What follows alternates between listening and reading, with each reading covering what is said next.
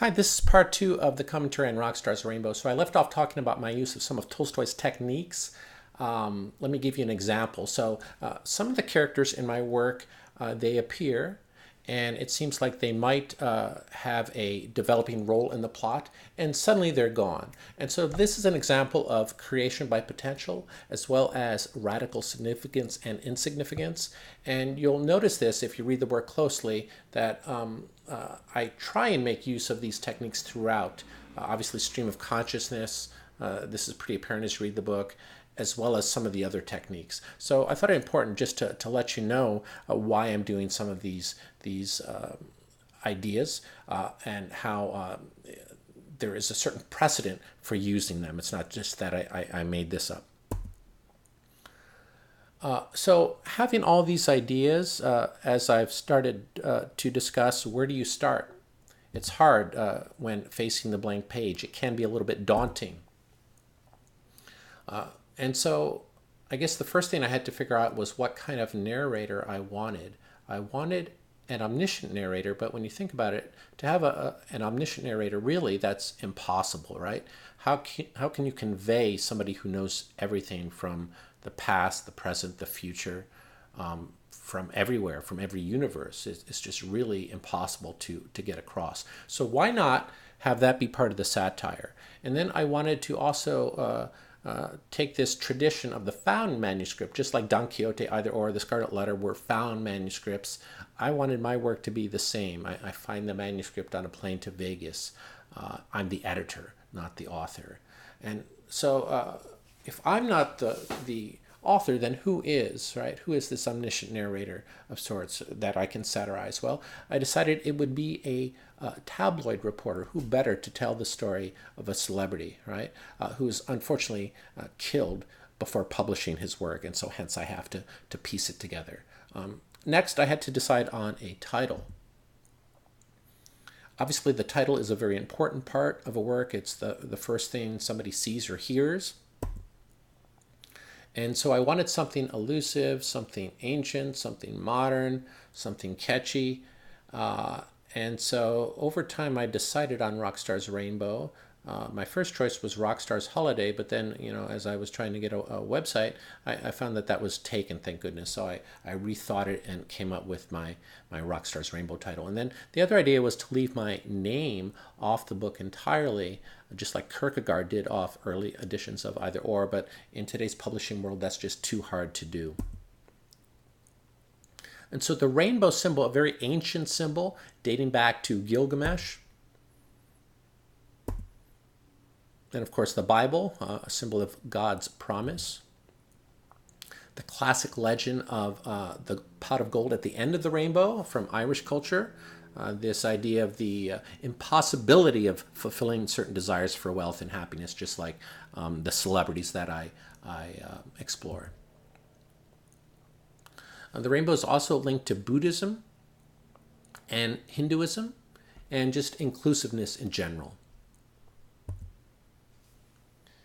There's a very famous poem by William Wordsworth called My Heart Leaps Up When I Behold. And this poem basically talks about the innocence of childhood and how we should always try and maintain this wonder, this joy outlook of nature and of life in general. And how really it's not good to become jaded. It's easy to become jaded, but really, preferably, we should just always look at life with the eyes of a child. And for my hero, that's hard to do because he's in the midst of Hollywood. How do you maintain this youthful innocence and joy in the midst of this make-believe world of illusions? Also, there's a link to the Rainbow, the bar on the Sunset Strip where a lot of celebrities hang out. There's a scene there that takes place in my book. And then the book opens up at the Hollywood Bowl. Where better to open the novel than here, at the height of celebrity, so to speak. It has a rainbow stage. And this is where Rook is as he's wondering about where he's been and where he's going. And so here we have it. the rainbow. And below, the frontispiece by Dürer, Melancholia 1. A lot has been written about this very famous artwork. You can see that there's a rainbow here, which is actually a moonbow, and a lot of other symbols, which I'm sure you could look up and read about. But one of the main ideas behind this that I wanted to sort of explore and use this artwork as an anchor point, using my principle of ekphrasis, is the idea of the gap between the artist's vision, what they're hoping to achieve, and then the reality, what they actually do produce.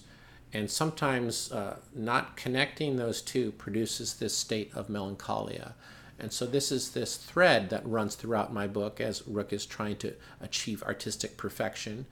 And then also a thread throughout his life in general, not just in the chase for art, but in the chase for a happy life of perfection, so to speak.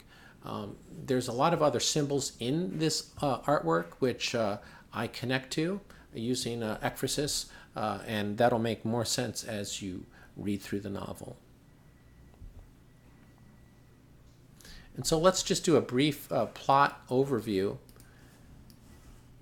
So it's a satire, but not a ha-ha funny kind of satire, more of a satire that holds up this celebrity lifestyle and makes us take another look at it, and hopefully the celebrities or Rook could take another look at it, and perhaps it will help provoke or produce change.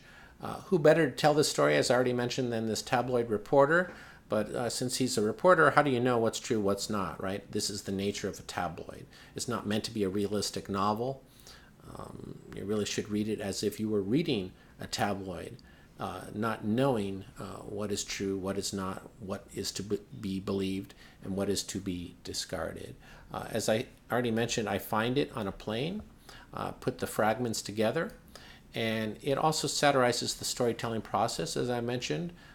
The fall of the omniscient narrator. His first appearance in the book is on page 41, where he crashes to the ground. He's spying on Rook's estate in Beverly Hills, and he falls down, which symbolizes the fall of the omniscient narrator, and also foreshadows the ending where he falls out of the plane.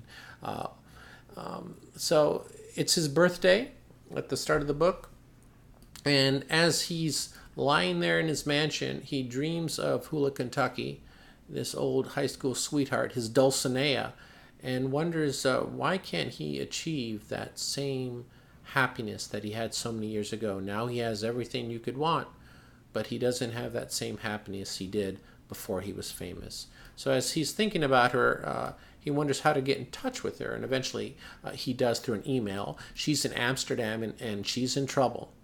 And this starts his quixotic quest. Hula is being kept as a mall by S, which is a reference to Sridjargailov from Crime and Punishment, who is this gangster figure. And when Rook goes to Amsterdam and finds out what's going on, he really is shattered. Everything that he held sacred is crushed. And then he finds out they have a daughter named Boudicca. And this also kind of shocks him. And she's been trafficked off to India. And so with the help of a female bodyguard who's an expert in kung fu, he goes to India to track her down. And a love triangle develops between Rook and the bodyguard P and Hula. And so they go to India to rescue his daughter. Hula stays behind. She's kind of trapped in Amsterdam. And as he's caught up in this strange adventure, his life now has a purpose, but he's also thrown into this situation that is way beyond his control, dealing with the Mumbai Mafia and other crises. And so Los Angeles makes sense for the setting, this center of celebrity, but why Amsterdam and India?